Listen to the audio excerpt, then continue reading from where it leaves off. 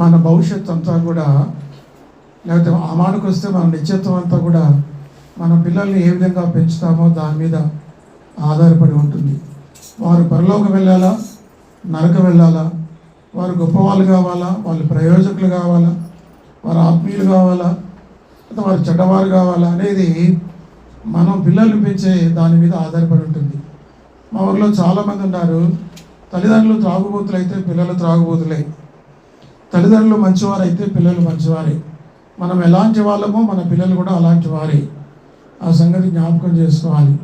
మనం చెడ్డ ప్రవర్తన కలిగి ఉంటే మన పిల్లలు కూడా చెడ్డ ప్రవర్తన కలిగి ఉంటారు.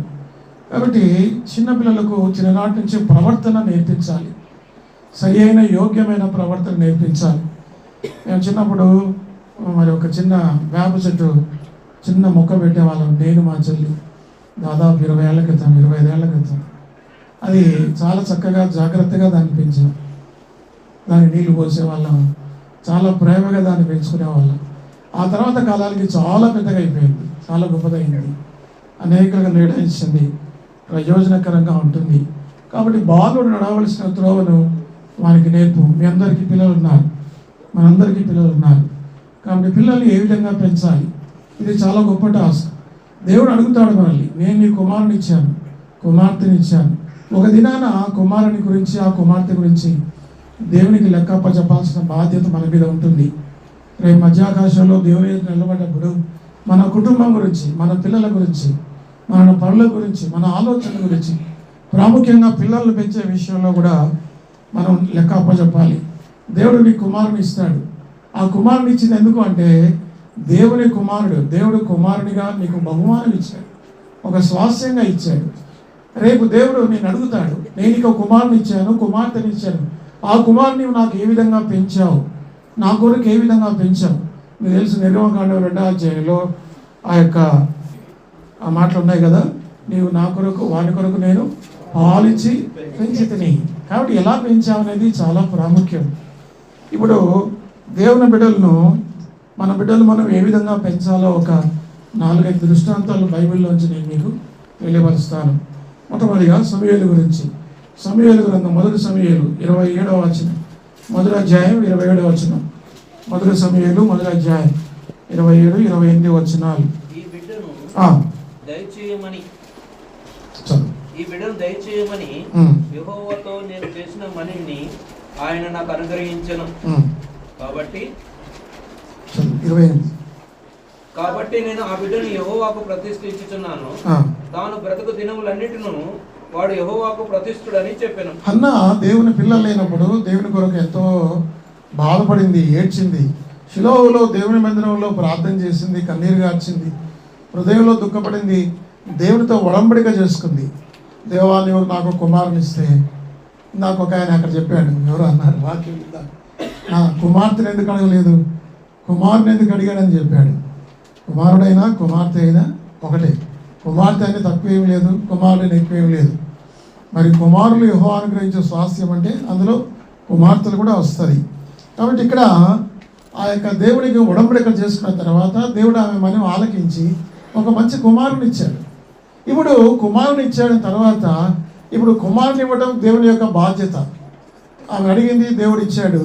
కానీ దేవుని ఆ కుమారుని ఏ విధంగా పెంచాలన్నది అన్న మరి ఆ విధంగా పెంచింది. 4 సంవత్సరాల ప్రసిప్రాయంలో, పుట్టినప్పటి నుంచి 4-5 సంవత్సరాల కాలంలో ఆ కుమారుని ఎంతో తర్ఫీ చేసింది. చిన్నపిల్లవాడు 4 సంవత్సరాలు ఈ పిల్లవాడిని ఏమి నేర్చుకుంటాడు. కానీ 4 సంవత్సరాల వయసులోనే, 5 సంవత్సరాల వయసులోనే కుమారునికి దేవుని వాక్యం అంతా నేర్పించింది. దేవుని ఎలా ఆరాధించాలి, ఎలా ఆయనకు ప్రార్థన చేయాలి, ఎలా ఆయన ఆరాధించాలి, ఎలా నమస్కరించాలి, ఎలా దేవుని మందిరంలో ఆ కుమారుడు పరిచర్య చేయాలో చిన్ననాటి నుంచి కూడా ఆ కుమారునికి నేర్పించింది. చిన్న పిల్లవాడిని, ఏమీ తెలియని పిల్లవాడిని, పసిపిల్లవాడు 4 సంవత్సరాల పిల్లవాడిని షిలోహులో దేవుని మందిరంలో విడిచిపెట్టింది. దేవుని కొరకు తాను ప్రతిష్ఠించింది. కాబట్టి దేవుని బిడ్డలుగా ఆ చిన్న బాలుడు దేవుని మందిరంలో ముఖ్యాలని ఉంది. 28వ వచనంలో ఆ మాట ఉంది, చివరి భాగంలో 28వ వచనం చివరి భాగం. అతను అంతటిని అప్పుడు వాడు ఎక్కడైనా యెహోవాకు మొక్కాడు. మన పిల్లలు ఇంటర్ పిల్లలు అయినాక కూడా, డిగ్రీలు అయినాక కూడా దేవునికి మొక్కడం రాదు. మొక్కడం అంటే ఆరాధించడం. మొక్కడం అంటే ఏదేదో విగ్రహాల ముందు మొక్కడం కాదు. ఇక్కడ బైబిల్లో ఉన్న మొక్కడం ఏమిటి? దేవుని ఆరాధించడం, దేవుని గణపరచడం, దేవుని మహిమపరచడం, దేవుని స్తుతించడం. కాబట్టి అది నేర్పించింది. హన్న ఆ విధంగా నేర్పించింది. సమయాలకు ఎంత నేర్పించిందంటే ఆ సమయాలు చిన్నవాడు మరి దేవుని ఆరాధించాడు. మన బిడ్డల్ని ఏ విధంగా ఉన్నాం, ఏ విధంగా మన బిడ్డలను మనం ప్రేమిస్తున్నాం. కాబట్టి దేవుని బిడ్డలంగా మనం మరి ఏ విధంగా వాళ్ళు ఉన్నారంటే 27వ వచనం 25వ వచనంలో దేవుని మరి ఘనపరిచే వ్యక్తిగా ఉన్నాడు. మన పిల్లలు దేవుని ఆరాధించే వాళ్ళుగా ఉన్నారా? ఇది చాలా ప్రాముఖ్యమైన ప్రశ్న. మన పిల్లల్ని మనం ఏ విధంగా ప్రేమిస్తున్నాం? సమయంలో దేవుని ఆరాధించేవాడు మాత్రమే కాదు, ఆ దేవుని మందిరంలో పరిచర్య చేసేవాడు ఉంది. 2వ అధ్యాయం 11వ వచనం. 2వ అధ్యాయం 11వ వచనం. ఎల్కానా వెళ్ళిపోయాను. యెహోవాకు పరిచర్య చేసేవాడుగా ఉన్నాడు. చిన్నపిల్లవాడు ఏం పని చేస్తాడు? కానీ పరిచర్య చేశాడు. మనం చిన్నప్పటి నుంచి మన పిల్లల్ని పరిచర్య చేయడం నేర్పించాలి. మందిరంలో మన పిల్లల్ని శుభ్రం చేసేది నేర్పించాలి. మన బిడ్డల్ని వాక్యం చదివేది నేర్పించాలి. మన పిల్లలకు వాయిద్యాలు వాయించేది నేర్పించాలి. చాలా సంవత్సరాల క్రితం నగరికలలో ఒక చిన్న పిల్లవాడు తబలా డోలా కొట్టేవాడు. వాడు సరిగ్గా కొట్టకపోయేవాడు. కొన్నిసార్లు ఆ తాళం చెడుతుందని వాడిని ఆపేసేవాడిని. కానీ తర్వాత నేను చాలా బాధపడ్డాను. కొన్నిసార్లు ఆ పిల్లల గురించి ఆలోచించినప్పుడు ఎంతో బాధపడ్డాను. మనం చాలాసార్లు పెద్దవాళ్ళం బాగా చేస్తాం, మంచిగా వాయిస్తాం అనుకుంటాం, కానీ మనకంటే చిన్న పిల్లలు బాగా వాయిస్తారు. పిల్లల్ని ప్రోత్సహించడం నేర్పించాలి. ప్రతి తల్లిదండ్రులు పిల్లల్ని ప్రతి కొడుకుని నడిపించాలి. మీ బిడ్డల్ని మీరు ఒక్కరి మందిరానికి రావటం కాదు, మరి మన పిల్లలందరూ కూడా, పిల్లలు ఏడ్చినా పర్వాలేదు. ఒకసారి పిల్లలు ఏడ్చినప్పుడు నేను కోపడ్డా పర్వాలేదు, పిల్లలు ఏడ్చినా పర్లేదు, కానీ కుటుంబంలో సహా మందిరానికి వస్తే ఆ పిల్లలు దీవించబడతారు, ఆ పిల్లలు ఆశీర్వదించబడతారు, ఆ పిల్లవారు గొప్పవాడుగా చేయబడతారు. కాబట్టి సమయాలు బాల్య దినాల్లో మరి దేవునికి మొక్కినవాడు. అంత మాత్రమే కాదు, అతను ఎలా దేవుని మందిరంలో పరిచర్య చేసినవాడు. తర్వాత అతడు మరి దేవుని మందిరంలో పెరిగాబట్టి వర్ధిల్లినవాడు. అమ్మ అక్కడే ఉంది కదా, 26వ వచనం. బాలుడగు సమూయేలు ఇంకను ఎదుగుచు యెహోవా దయందును మనుషుల దయందును. చూసారా, ఈ మాట యేసు ప్రభువు వారికి రాయబడింది కొత్త నిబంధనలో. పాత నిబంధనలో సమూయేలు గురించి రాయబడింది. సమూయేలు మనుషుల దయందును దేవుని దయందును వర్ధిల్లుచుండెను. మరొక వైపు యేసుక్రీస్తు ప్రభు వారి గురించి కూడా లూకా సువార్త 2వ అధ్యాయం 56వ వచనంలో ఆ మాటలు ఉన్నాయి. యేసుక్రీస్తు ప్రభు వారు దీవించబడ్డాడు. నీవు నీ పిల్లలు దేవుని మందిరంలో కనబడితే వారు గొప్ప వాళ్ళు అవుతారు, ఎంతో గొప్ప వాళ్ళు అవుతారు. ఆ సంగతి మనం గమనించాలి. మన పిల్లల్ని ఏ విధంగా పెంచుతున్నాం? ఎప్పుడన్నా పాటలు నేర్పించామా? ఎప్పుడన్నా మన పిల్లల్ని కూర్చోబెట్టుకుని వాక్యం చదివించామా? ప్రార్థన నేర్పించామా? ఆరాధన నేర్పించామా? చాలాసార్లు సండే ఆదివారం యవనస్తులు ప్రార్థన చేయండి, ఆరాధన చేయండి, ఒక్క పిల్లలు కూడా చేయరు. అంటే ఏమిటంటే వాళ్ళు నేర్చుకోలేదు. ప్రాపర్గా ఆరాధన చేయడం అనేది పిల్లలు, ఇంటర్ పిల్లలు, డిగ్రీ పిల్లలు, పీజీ పిల్లలు మన దగ్గర ఉన్నారు, వాళ్ళు ఆరాధన చేయలేకపోతున్నారు. కారణం ఏంటంటే వాళ్ళు నేర్చుకోలేదు. వాళ్ళు నేర్చుకోలేదంటే వాళ్ళ తల్లిదండ్రులు వారికి నేర్పలేదు, సంఘంలో పెద్దలు పాస్టర్లు వారికి నేర్పలేదు. ఇది తల్లిదండ్రుల బాధ్యతే కాదు, తల్లిదండ్రుల బాధ్యత, పెద్దల బాధ్యత, సేవకుని బాధ్యత. అంటే ఈ లెక్కను చూస్తే అందరూ తప్పిపోయాం. మనం అందరూ కూడా మన బాధ్యతలో తప్పిపోయామన్న సంగతి మనం జ్ఞాపకం చేసుకోవాలి. మనం ఎవరినో నిందించడం కాదు, కానీ సమూయేలు ఎంత గొప్పవాడయ్యాడు, ఎంత వర్ధిల్లాడు. దాను మొదలుకొని 3వ అధ్యాయం 20వ వచనంలో ఎంత గొప్పవాడయ్యాడు. ఒక ప్రవక్తగాను, ఒక న్యాయాధిపతిగా, ఒక యాజకుడిగా 4 అంతల 3 అంతల రోల్ పోషించాడు. ఆ యొక్క చివరి న్యాయాధిపతి ఆయన. ఆ తర్వాత న్యాయాధిపతి సమూయేలు గురించి చెప్పండి. సమూయేలు 1 న్యాయాధిపతి, 2వది యాజకుడు, 3వది ప్రవక్త. అంత గొప్పవాడు కాగలిగాడు. కాబట్టి దాను మొదలుకొని బెర్షెబా వరకు గొప్ప ప్రవక్త కలిగాడు. ఆ రోజుల్లో సమూయేలు కనుక వచ్చుంటే వాళ్ళందరూ భయపడే వాళ్ళు వచ్చేవాళ్ళు. ఏమిటి ఈ సమూయేలు వచ్చాడు, ఏమన్నా వర్తమానం మోసుకొచ్చాడా, మమ్మల్ని ఏమైనా తీర్పు తీస్తాడా, మమ్మల్ని ఏమైనా శపిస్తాడా, నువ్వు మంచిగా వచ్చావయ్యా, చెడ్డగా వచ్చావా, కోపంతో వచ్చావా, ఆవేశంతో వచ్చావా అని చెప్పి సమూయేలును ఆ విధంగా దీవించాడు. మన బిడ్డల్ని ఏ విధంగా దేవుడు నీకు కుమారుని ఇచ్చాడు, కుమార్తెని ఇచ్చాడు, పిల్లల్ని ఇచ్చాడు. మరి అలాంటి పిల్లల్ని మనం ఏ విధంగా పెంచుతున్నాం? కాబట్టి బాలు నడవలసిన త్రోవలు వానికి నేర్పము, పెద్దవాడైనప్పుడు వాటి పెంచి సమూయేలును మనం మాదిరిగా పెట్టుకోవాలి.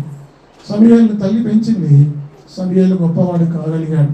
సమూయేలే కాదు, రెండవ వ్యక్తి చూడండి, నిర్గమకాండం 2వ అధ్యాయం మరి 10వ వచనం. నిర్గమకాండం 2వ అధ్యాయం 10వ వచనం. పెద్దవాడైన తర్వాత తీసుకొని వచ్చెను. 9వ వచనం. ఫరో కుమార్తె ఆమెతో, ఈ బిడ్డను తీసుకొని పోయి నా కొరకు వానికి పాలిచ్చి పెంచుము, నేను నీకు జీతం ఇచ్చేదనని చెప్పగా. మీకు మోషే గురించి తెలుసు, 3 నెలలు దాచింది.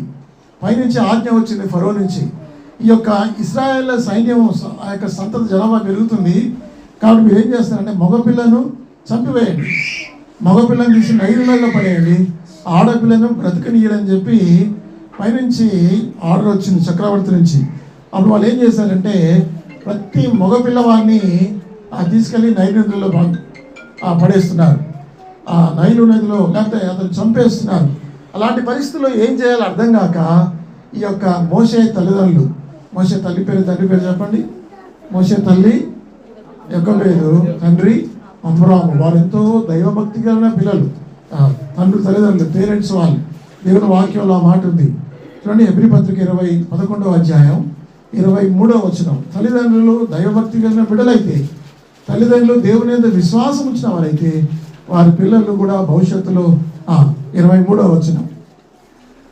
3 నెలలు మోషే పుట్టినప్పుడు అతని తల్లిదండ్రులు చూచి విశ్వాసమును బట్టి భయపడక 3 మాసములు అతని, అంటే తల్లిదండ్రులు కూడా విశ్వాసులే. యాకోబు, అమ్రాము ఎంత దేవుని యందు భయభక్తులు కలిగిన వారు.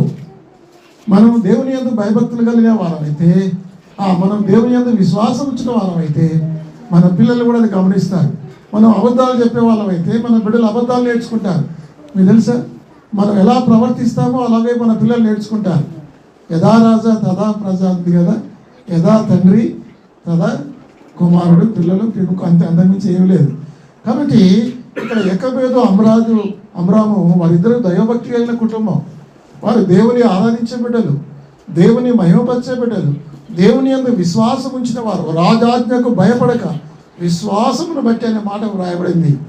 3 నెలలు ఆ కుమారుని దాచారు. ఇక దాయలేకపోయారు. ఎంత దాస్తారు? వాడు ఏడుపు బయటకు వినబడుతుంది. ఏడుపు కానీ బయటకు వినబడిందా, ఆ చుట్టుపక్కల ఆ సైనికులు తిరుగుతూ ఉంటారు.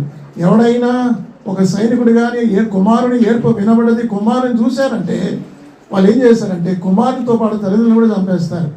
అటువంటి తీవ్రమైన పరిస్థితుల్లో వాళ్ళు ఉన్నప్పుడు 3 నెలల వరకు వాడిని దాచలేక ఒక జమ్మిపెట్టెను తీసి ఆ కీలు పూసి ఆ మట్టి పూసి ఆ కుమారుని దాంట్లో పెట్టి నైలు నదిలో విడిచిపెట్టారు. విడిచిపెట్టిన తర్వాత ఏం జరిగిందంటే అక్కడ వాని అక్క, మోషే యొక్క అక్క మాత్రం ఆ పేరు మిరియాము, ఏం జరుగుతుందో అని ఆ పిల్ల 8 సంవత్సరాలు 7-8 సంవత్సరాలు. అందరిలో చిన్నవాడు ఎవరు చెప్పండి? మోషే తర్వాత పెద్దవాడు ఎవరు?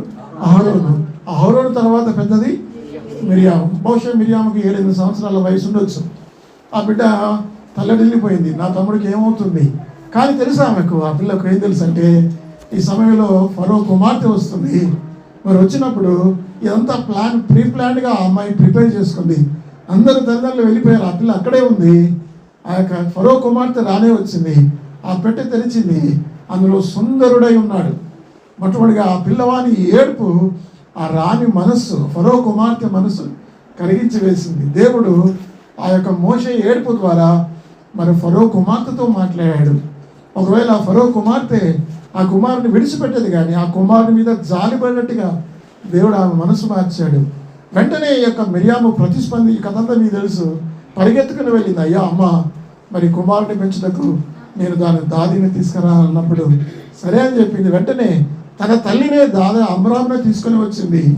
ఆమె చెప్పిన మాట ఏమిటంటే, వీరిని నా కొరకు పాలిచ్చి పెంచు. దేవుడు ఇదే అంటున్నాడు. దేవుడు ఏమంటున్నాడు? నేను నీకు కుమారుని ఇచ్చాను, వారిని నీవు పాలిచ్చి పెంచుతావా, వాక్యం అనే పాలతో పెంచుతావా, ఎలాగ పెంచుతావు అనేది నీ ఇష్టం. కాబట్టి నా కోసం పెంచావా అలా అని చెప్పింది. ఈ కుమారుని నా కోసం పెంచు, నా కోసం పాలిచ్చి పెంచు, నేను నీకేమి ఇస్తాను? జీతం ఇస్తాను. దేవుడు జీతం ఇస్తాడు. మన బిడ్డల్ని పోషించడానికి తగిన స్తోమతను దేవుడు ఇస్తాడు. దేవుడు మనకు పిల్లల్ని ఇచ్చాడు. ఆ పిల్లల్ని ఏ విధంగా పెంచాలో, ఏ విధంగా పోషించాలో తగు విధమైన ఆర్థిక వనరులు కూడా దేవుడు ఇస్తాడు. మన పిల్లలకు ఫీజు కట్టడానికి డబ్బులు ఇస్తాడు. వారి ఆరోగ్యం చూపించడానికి దేవుడు మనకు డబ్బులు ఇస్తాడు. అన్ని విధాల సౌకర్యాలు ఇస్తాడు. ఇవ్వకుండా ఏమీ చేయడు. దేవుడు అంటాడు, మిమ్మును మీ పిల్లల్ని వృద్ధి చేయవాడు ఆయనే. ఆయన పిల్లల్ని ఇస్తాడు. పిల్లల్ని వృద్ధి చేయవాడు కూడా ఆయనే. పిల్లల్ని పెంచేవాడు కూడా ఆయన. గొప్పవాడు చేసేవాడు ఆయనే. కాబట్టి ఈమె ఎలా పెంచింది? ఇప్పుడు అబ్రాహాము గురించి ఆలోచన చేద్దాం. అబ్రాహాము ఎలా పెంచిందో చూద్దాం. మరి 40 సంవత్సరాల వయసు వరకు కూడా ఆ కుమారుని తర్ఫీదిచ్చింది. సకల విద్యలందులో ప్రవీణుడయ్యాడు. ధర్మశాస్త్రం అంతా నేర్చుకున్నాడు. ఆ యొక్క ఐగుప్తు యొక్క సకల విద్యలు నేర్చుకున్నట్లుగా అదే ఆ వాక్యంలో హెబ్రీ పత్రిక 11:24 ఆ మాటలు మనం చూడవచ్చు కదండి. కాబట్టి అతను చెప్పింది ఆ తల్లి పెంచింది. విశ్వాసం అనేది ఎలా ఉంటుందో పెంచింది. అంటే ఆమె విశ్వాసం ఉంచింది, కుమారుని విశ్వాసంలో పెంచింది. విశ్వాసం అంటే ఎలా ఉండాలి? మనం దేవుని అయ్యా కుమారుడా, దేవుడు నేను ఎందుకు ఇచ్చాడో మాకు తెలుసా అని చెప్పింది ఆ కుమారునికి. ప్రతిరోజు నేను అనుకుంటాను, ప్రతిరోజు ఆ మాట చెప్పేది. కొన్ని లక్షల మంది ఇశ్రాయేలు ఉన్నారు. వీరందరూ కూడా ఐగుప్తు దాసత్వంలో ఉన్నారు, ఫరో బానిసత్వంలో ఉన్నారు, వెట్టి చాకరిలో ఉన్నారు. నాయన వీళ్ళందరినీ కూడా ఐగుప్తు యొక్క దాసత్వం నుంచి విడిపించడం కొరకే దేవుడు నిన్ను నాకు ఇచ్చాడు. అది నీ బాధ్యత అని చెప్పి మరి 40 సంవత్సరాలు, ఒక రోజు కాదు, 2 సంవత్సరాలు, 2 రోజులు కాదు, 40 సంవత్సరాలు ఆ కుమారుని ట్రైన్ చేసింది. ప్రతిరోజు నీవెంత మాత్రం ఐగుప్తుడే కాదు, నువ్వు ఇశ్రాయేలుడవే, నువ్వు పరిశుద్ధ దేవునికి చెందిన వాళ్ళం. మనం అన్య ప్రజలేం కాదు. మరి దేవుని కొరకు మనం జీవించాలి, మన ప్రజలను నడిపించాలని చెప్పి అనేక సంవత్సరాలు తల్లి దేవుని వాక్యం ద్వారా, దేవుని వాక్యం అనే పాల ద్వారా కుమారుని పెంచింది. ఎంత గొప్పవాడని మీకు తెలుసా? 40 సంవత్సరాలు, మొదటి 40 సంవత్సరాలు. ఆ మాట చదవండమ్మా. 24 వచ్చిన ఇప్పుడు హెబ్రీ 11:24.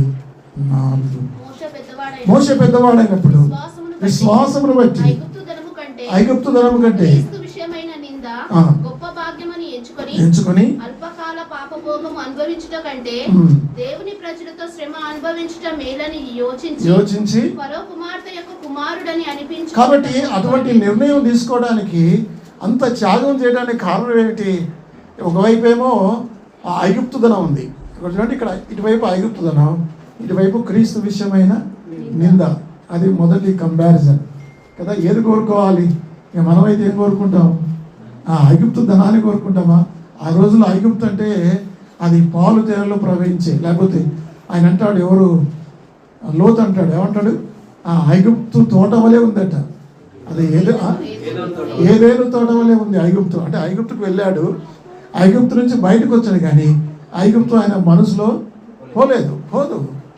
ఇప్పుడు హైదరాబాద్లో ఉండి సుందరమైన నగరాల్లో ఆ విశాలమైన ఆ అద్భుతమైన జీవితం గడిపిన తర్వాత నేను తీసుకెళ్ళి ఎక్కడో పల్లెటూరులో పడేసాను అనుకుంటారా? ఏది కోరుకుంటారు మీరు? ఇప్పుడు నేను ఇంతెందుకు, నేను పల్లెటూరు నుంచి వచ్చాను, హైదరాబాద్లో మా పిల్లలు పెరిగారు, ఒక నెల రోజులు మా ఊర్లో ఉన్నట్టు ఉంటారా? ఏది కోరుకుంటాం మనం? ఐగుప్తు ధనం కోరుకుంటామా? క్రీస్తు విషయమైన నింద మరొక వైపు. కానీ ఆయన క్రీస్తు విషయమైన నిందని 40 సంవత్సరాలు ఐగుప్తులో నింద, ఆ ఐగుప్తు ధనము చూశాడు, ఐగుప్తులో ఉన్న భోగవాక్యాలు అనుభవించాడు, కానీ అంత మాత్రం తృణప్రాయంగా విడిచిపెట్టాడు. ఇక రెండవ కంపారిజన్, అల్పకాలము పాప భోగమా దేవుని ప్రజలతో శ్రమ. ఏం కోరుకున్నాడు? అల్పకాలం పాప భోగాన్ని కోరుకోలేదు. అతను ఎంతైనా ఎంజాయ్ చేయొచ్చు, ఎంత భోగమైన అనుభవించవచ్చు.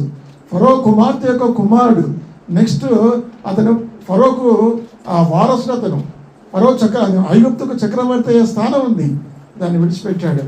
కాబట్టి అల్పకాలము పాపభోగాన్ని కోరుకోలేదు, కానీ దేవుని ప్రజలతో శ్రమను కోరుకున్నాడు. ఇక మూడవ కంపారిజన్ చూడండి. మూడవది ఏముంది అక్కడ? ప్రతిఫలం కాదు. ఫరో కుమార్తె యొక్క కుమారుడు ఒకవైపు, మరొకటి ప్రతిఫలంగా కలగబో బహుమానం. కానీ ప్రతిఫలంగా కలగబో బహుమానం, ఆ పరలోకంలో నిత్య బహుమానాన్ని కోరుకున్నాడు. దేవుని కొరకు, దేవుని ప్రజల కొరకు శ్రమపడ్డాడు. 40 సంవత్సరాలు ఐగుప్తులో పెరిగాడు, 40 సంవత్సరాలు అరణ్యంలో గొర్రెలు కాశాడు, చివరి 40 సంవత్సరాలు ఇశ్రాయేలు ప్రజలు ఐగుప్తు దాసత్వంలోంచి విడిపించాడు. ఒకవేళ మోషే లేకపోతే ఏమయ్యేది? కాబట్టి దేవుడు ఒక మోషేని ఏర్పరిచాడు. అంటే తల్లి చిన్నప్పటి నుంచి మోషే యొక్క గురుతర బాధ్యత, నీ యొక్క లక్ష్యం ఏమిటి, నీ బాధ్యత ఏమిటి, దేవుడు నాకు ఇచ్చిన ఉద్దేశం ఏమిటో చిన్ననాటి నుంచి మరి ఆ మోషే అంత గొప్ప నాయకుడు అయ్యాడంటే ఎవరు చెప్పండి కారణం? అతని యొక్క తల్లి యెకోబోదు. తల్లి పేరు ఏం పేరు? యెకోబేదు. తండ్రి అమ్రాము. తండ్రి యెకోబోదు కాదు, తండ్రి అమ్రాము, తల్లి యెకోబేదు. వారిద్దరి యొక్క కృషి ఉంది. బాలుడు నడవలసిన త్రోవను వానికి నేర్పుము, వాడు పెద్దవాడైనప్పుడు దాని నుంచి తొలగిపోడు. ఇద్దరు వ్యక్తులు చూసాం, తెలుసు కదా ఎంత గొప్పవాడయ్యాడు. మోషే చరిత్రలో నిలిచిపోయిన వ్యక్తి. మోషేని ఎవరు ఎన్నడూ మరవలేదు. ఒక దినాన్ని లోకాన్ని విడిచినప్పుడు మనం మోషేని పరలోకంలో చూస్తాం. ఒక దినాన్ని లోకాన్ని విడిచినప్పుడు మనం సమూయేలు చూస్తాం. సమూయేలు, మోషేలు వారి లోకంలో భూమి మీద ఉన్నప్పుడు గొప్పవాళ్ళు మాత్రమే కాదు, వారి నిత్యత్వం మహామహిమలో ఉన్నారంటే కారణం వాళ్ళ తల్లిదండ్రుల విశ్వాసంలో పెంపకమే. మీ బిడ్డలు లోకరీతిగా నశించిపోవాలా, లేకపోతే వారు గొప్పవారై మారు మనసు పొంది రక్షణ పొంది వారు పరలోకం వెళ్ళాలనేది కేవలం నీ మీద నా మీద ఆధారపడింది. మన పిల్లల యొక్క నిత్యత్వం కూడా మన చేతుల్లో ఉంది, అది మనం మర్చిపోవద్దు. అదేంటన్నా అట్లా అంటారంటే నిజం. ఒక వ్యక్తి పరలోకానికి వెళ్ళాలా, రక్షణ వెళ్ళాలా, నరకానికి వెళ్ళాలి, ఎవరి మీద ఉంటుంది? నువ్వు రక్షించబడ్డావు నిజమే, నువ్వు మారు మనసు పొందావు, నువ్వు పరలోకం వెళ్తావు నిజమే. నీ ఇంటి పక్కన ఒకరు ఉన్నారు అన్నిలో దేవుని తెలియని ప్రజలు, 20-50 సంవత్సరాలు వాళ్ళ పక్కనే ఉంటారు, కానీ ఏనాడు కూడా నోరు తెలిసి వాళ్ళకి సువార్త చెప్పలేదు. వారు మారు మనసు పొందలేదు. వారు ఎక్కడికి వెళ్తారు చెప్పండి? వారు నరకానికి వెళ్తారు. వారికి నరకానికి వెళ్ళడానికి ఎవరు కారకులు? వాళ్ళేనా? మనమే. వారి ప్రాణానికి మనం ఉత్తరవాదులం కదా. వారి ప్రాణానికి బైబిల్ ఉంది, జీవ మరణములు అంటే జీవమా మరణం అనేది 4 ఆధీనంలో ఉంటుంది. నువ్వు సువార్త చెప్తే వాడు జీవానికి వెళ్తాడు, పరలోకానికి వెళ్తాడు. నువ్వు సువార్త చెప్పకుండా మౌనంగా ఉంటే నరకానికి వెళ్తాడు. అతనికి ప్రాణానికి ఉత్తరవాదులు మనం అవుతాం. కాబట్టి ఇక్కడ ఇద్దరు వ్యక్తులను చూసాం. ఆ పిల్లల యొక్క నిత్యత్వం, పిల్లల యొక్క ఆ యొక్క నిత్య జీవం పరలోకం వెళ్ళాలంటే తల్లిదండ్రుల మీద ఆధారపడింది. తల్లిదండ్రులు చిన్ననాటి నుంచి దేవుని వాక్యం నేర్పించాలి, సండే స్కూల్ పాటలు నేర్పించాలి, బైబిల్ కథలు నేర్పించాలి, దేవుని వాక్యం అనే పాలతో ఉగ్గుపాలతో వారిని పెంచాలి. వాళ్ళు వర్ధిల్లాలంటే తల్లిగా తండ్రిగా నీ మీద నా మీద బాధ్యత ఉంది. ఇంకా చాలామంది గురించి చెప్పొచ్చు. ఇంకొకరి గురించి నేను చెప్పి ముగిస్తాను. ఇప్పుడు ఇద్దరి గురించి చెప్పుకున్నాం కదా. ఒకరెవరు? సమూయేలు, రెండవది మోషే. ఇక మరొక వ్యక్తి తిమోతి. చూడండి 2వ తిమోతి 1వ అధ్యాయం 5వ వచనం. 2వ తిమోతి 1వ అధ్యాయం 5వ వచనం చదవండి. మధ్యలో చదవమ్మా, మధ్య నుంచి చదవ. నీ తల్లి అయిన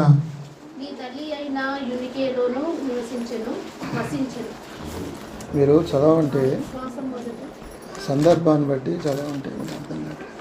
2వ తిమోతి 1వ అధ్యాయం నేనే చదువుతాను. నా పితరాచార ప్రకారం నిర్మలమైన మనస్సాక్షితో నేను సేవించిన దేవుని ఎడల కృతజ్ఞుడై ఉన్నాను. ఆ విశ్వాసం మొదటి నీ అవ్వ అయిన లోయలోను నీ తల్లి అయిన యునికిలోను వసించను. అది నీ యందు సహా వసించున్నదని నేను రూఢిగా నమ్ముతున్నాను. తిమోతి బాల్యం నుండి చిన్ననాటి నుంచి కూడా వారి తల్లి పేరు ఏం పేరు? యునిస్ అంటారు, యునికి. వారి అవ్వ పేరు, అమ్మమ్మ పేరు ఏం పేరు? లోయి. కాబట్టి వారందరి విశ్వాసులే. ఇప్పుడు తిమోతి తల్లి ఏమో యూదురాలు, తండ్రి ఏమో గ్రీకు దేశస్థుడు. అంటే గ్రీకు దేశస్థుడు తండ్రికి అంత అనుభవం లేదు, వాక్యం గురించి తెలియదు. కానీ తల్లి యూదురాలు కనుక ధర్మశాస్త్రం అంతా తెలుసు ఆమెకు. నిజ దేవుని గురించి తెలుసు, యెహోవా దేవుని గురించి తెలుసు, ఆ పరిశుద్ధ దేవుని తెలిసిన ఆమె ఏం దేవుని యందు విశ్వాసం ఉంచింది. తన కుమారుడైన తిమోతికి బాల్య దినములుండే చిన్ననాటి నుంచే దేవుని వాక్యంలో పెంచింది. ఈ యొక్క తిమోతి పెంచబడటం వల్ల చూడండి 5వ వచనం చదువుతాను. మరి ఆ విశ్వాసం మొదలు నీ అవ్వ అయిన లోయలోను నీ తల్లి అయిన యునికేలోను వసించను. అది నీ యందు సహా వసించను. ఎలా వసిస్తుంది? తల్లిదండ్రుల విశ్వాసం అయితే పిల్లలు విశ్వాసాలు అవుతారా? ప్రభు అయిన యేసునందు విశ్వాసం ఉంచుము, అను నీవును నీ ఇంటి వారిని రక్షణ పొందుతుందంటే ఆటోమేటిక్గా అవుతుందా? కాదది. యేసునందు విశ్వాసం ఉంచితే తన ఇంటి వారి పిల్లలు ఏ విధంగా రక్షించబడతారు? నేను రక్షింపబడితే నా పిల్లలు పరలోకానికి వెళ్తారా? అది కాదు అర్థం. అంటే అర్థం ఏంటంటే అక్కడ ఆ తల్లి తండ్రి శ్రమ ఉంటుంది. ఆ తల్లిదండ్రులు బిడ్డలను దేవుని కొరకు పెంచే విషయంలో ఇందాక ఉదయం మనం విన్నాం. ఏది? బాలకృష్ణ అంకుల్ గురించి ఎంతో అద్భుతమైన సాక్ష్యం చెప్పింది అక్క సరోజ. నిజంగా వాళ్ళు ఏ విధంగా ఆయన పెంచాడో, ఇవాళ వాళ్ళు అంత గొప్పవాళ్ళు కాగలిగారు, అంత వృద్ధిలోకి వచ్చారు, అంత చదువులు చదివారు, అంత విశ్వాసులు ఉన్నారంటే బాలకృష్ణ గారు వారు ఎంతగా పెంచారు. నిజంగా అంత శ్రద్ధ, అంత ఆసక్తి దేవుని కొరకు అంత గొప్పగా వారిని పెంచకపోతే ఇవాళ వాళ్ళు అంత గొప్పవారు కాగలిగారంటే ఎవరిది అది? తండ్రి యొక్క కృషి. తండ్రి చిన్ననాటి పిల్లలను ట్రైన్ చేయడం మొదలుపెట్టాడు. కాబట్టి ఆయన విశ్వాసమే. ఆయన గురించి నేను కూడా ఒక్కసారి మాత్రం ఆయన వాక్యం లంగా రోజులో విన్నాను. ఒక్కసారి ఆయన వాక్యాన్ని విన్నాను. తర్వాత శ్యామనగర్ పెద్ద ఆయన పేరు ముత్తునాయకం గారు వర్తమానం ఒక్కసారి లంగా రోజులో విన్నాను. వాళ్ళు గొప్పవాళ్ళు. వాళ్ళు ఎంత గొప్పవాళ్ళు అంటే వాళ్ళ విశ్వాసం నడిచిన విధానం వారి పిల్లల్లో కూడా కనబడుతుంది. కాబట్టి ప్రకాష్ వాళ్ళ తండ్రి నిజంగా ఆయన గురించి సాక్ష్యం నేనైతే చలించిపోయాను. ఎంత కష్టపడ్డాడు, ఎంత శ్రమపడ్డాడు, ఎంత సంఘాన్ని ట్రైన్ చేశాడు. ఇవాళ ఇక్కడ కూడా ఒక సంఘం ఉందంటే ఒక కొంతమంది విశ్వాసం ఉంటే దానికి కారణం ఎవరు? బాలకృష్ణ అంకులే. కాబట్టి ఒక వ్యక్తి ప్రభు కొరకు జీవించాలని తీర్మానం చేసుకుంటే ఆయన ద్వారా ఆయన కుటుంబం దీవించబడుతుంది, ఆయన సంఘం దీవించబడుతుంది, ఆయన ద్వారా సమాజం ఆశీర్వదించబడుతుంది.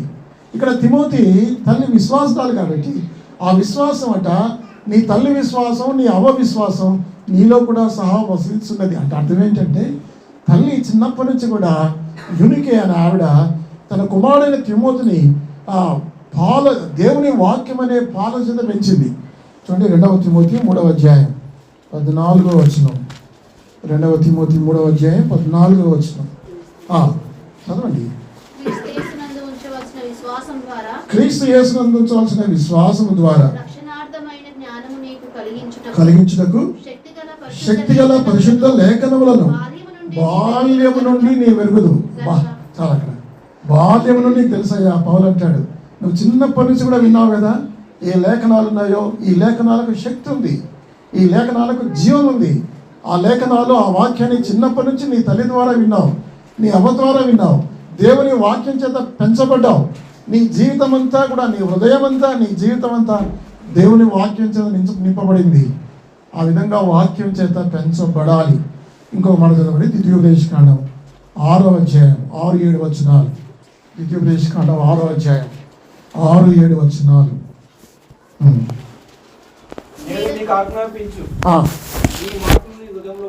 ఉండవలను నీవు నీ కుమారులకు వాటిని అభ్యసింపజేసి నీ ఇంట కూర్చున్నప్పుడును, త్రోవ నడిచినప్పుడును, వండుకున్నప్పుడును, లేచినప్పుడును వాటిని గురించి మాట్లాడవలెను. చూసారా? కాబట్టి ద్వితీయోపదేశకాండం 6వ అధ్యాయం 6-7 వచనాలు తూచ తప్పకుండా యునికే తన కుమారునికి మాట్లాడింది. ఇంకా లేస్తే దేవుని వాక్యమే, కూర్చుంటే దేవుని వాక్యమే, పడుకున్నప్పుడు దేవుని వాక్యమే. దేవుని వాక్యం తప్ప ఇంకేదో మాట్లాడదు. ఆ విధంగా పెంచబడ్డాడు. కాబట్టి బాల్యం నుండి శక్తిగల దేవుని వాక్యాల లేఖనాల్లో విన్నావు నాయన. కాబట్టి ఆ లేఖనాలు కదా 2వ తిమోతి 3వ అధ్యాయం 15 చదువుతాను. క్రీస్తు యేసును అందించవలసిన విశ్వాసము ద్వారా రక్షణార్థమైన జ్ఞానము నీకు కలిగించుటకు శక్తిగల పరిశుద్ధ లేఖనములను బాల్యం నుండి నీవు ఎరుగుదువు గనుక నీవు నేర్చుకొని రూఢి అని తెలుసుకున్నవి ఎవరి వల్ల నేర్చుకుంటావో ఆ సంగతి తెలుసుకుని వాటి యందు చిన్నప్పుడేమో తల్లి ద్వారా, అవ్వ ద్వారా నేర్చుకున్నాడు, పెద్ద అయిన తర్వాత పౌలు ద్వారా నేర్చుకున్నాడు. కాబట్టి ఈ లేఖనాల గురించి పౌలు ఒక మాట అన్నాడు. దేవుని వాక్యం ఏం చేస్తుందంటే మొట్టమొదటిగా అది విశ్వాసం కలిగిస్తుంది, రెండవది రక్షణను కలిగిస్తుంది, మూడవది శక్తిగల పరిశుద్ధ లేఖనములు. విశ్వాసము, రక్షణ, జ్ఞానము, ఈ మూడు ఇచ్చేవేంటిది? దేవుని లేఖనాలు. మీరు దేవుని లేఖనాలు పిల్లలకు నేర్పిస్తే వాళ్ళకి రక్షణ వస్తుంది. మీరు దేవుని వాక్యం నేర్పిస్తే వాళ్ళకి విశ్వాసం వస్తుంది. మీరు దేవుని వాక్యం పిల్లలకు నేర్పిస్తే వారికి జ్ఞానం వస్తుంది. జ్ఞానం కోసం మీరు PhD అవ్వక్కర్లేదు. దేవుని వాక్యం నేర్పిస్తే చాలు. జ్ఞానం, బుద్ధి, జ్ఞానం, సర్వసంపదలు దేవుని యొక్క గుప్తంలో ఉన్నవి. నువ్వు బాల్యంలో నేర్చుకున్నావు నాయన. కాబట్టి దాని ప్రకారం నువ్వు జీవించు, దాని ప్రకారం నువ్వు బోధించు. ఈ పోతే ఎంత గొప్పవాడో మీకు తెలుసు. బాల్య దినములో తల్లి ఆదరణలో ఉన్నాడు. యవన కాలం దేవుని జీవితానికి అంకితం చేసుకున్నాడు. పౌలు తర్వాత ఆ స్థానాన్ని ఎఫెసు సంఘానికి పాస్టర్గా, కాపురిగా ఆయన ఉన్నాడు. చిన్ననాటి నుంచి కూడా దేవుని వాక్యం అనే పాల చేత పెంచి పోషించబడ్డాడు. ఈ ముగ్గురు వ్యక్తులు కూడా గొప్పవారు అయ్యారు. పాత నిబంధనలు ఎవరు? మోషే, రెండవది సమూయేలు, మూడవది ఎవరు? తిమోతి. కానీ ఈ ముగ్గురు గురించి మనం జ్ఞాపకం చేస్తున్నామంటే ఈ ముగ్గురు గొప్పవారు కాగలిగారు. ఎలా కాగలిగారు చెప్పండి? వారి తల్లిదండ్రుల, ముఖ్యంగా తల్లి యొక్క పాత్ర ఎంతో ఉంది, తండ్రి యొక్క పాత్ర ఎంతో ఉంది. మన బిడ్డల్ని మనం పోషించాలి. రేపు అడుగుతాడు ఆ యొక్క మోషే తల్లిని అడుగుతాడు, అమ్మా నేను కుమారుని ఇచ్చాను, నువ్వు ఎలా పెంచావంటే, ప్రభువా చూడు బైబిల్ అంతా కూడా నా కుమారు గురించి చెప్తుంది అంటుంది. ఒకవేళ హన్నాన్ని అడిగానుకో దేవుడు రేపు మధ్యాహ్న పరలోకంలో, అమ్మా నేను కుమారుని ఇచ్చిన నువ్వు ఎలా పెంచావంటే, అయ్యా చూడు మొదటి సమయాల గ్రంథం అంతా కూడా నా కుమారు గురించి మాట్లాడుతుంది. నా కుమారుని నీ కోసం పెంచాను. ఒకవేళ దేవుడు యునకేని అడిగాడు అనుకో, అమ్మా యునకే నీ కుమారుని ఎలా పెంచావు? ఆయన తిమోతి పత్రికల్లో ఆ కుమారుడు బాల్యం నుండి నేను ఏ విధంగా పెంచాను చెప్తుంది. కాబట్టి మన గురించి దేవుడు అడిగితే మనం ఏం చెప్తాం? అమ్మా నీ కుమారుడు ఏమయ్యాడంటే లోకంలో డ్యాన్సులు వేస్తున్నాడని చెబుదామా? లేదా లోకస్లో తిరుగుతున్నాడు, చెడు స్నేహాలు తిరిగాడు, చెడిపోయాడని చెప్తున్నామా దేవుని ఎదుట? లేదు నాయన నేను నీ కోసం పెంచాను, ఇదిగో పరలోకంలో కుమారుని తీసుకుని వచ్చాను, అనేకులకు సువార్త ప్రకటించే బిడ్డగా దైవజనుడిగా నేను సిద్ధం చేసిన చెప్పగలవా మనం? కాబట్టి చిన్ననాటి నుంచే మరలా మాట చదవండి, సామెత 82:6, బాలు నడవలసిన త్రోవను వానికి నేర్పము, వాడు పెద్దవాడైనప్పుడు దాని నుండి ఏమాత్రము తెలియదు. దేవుడి వాక్యం దీవించు.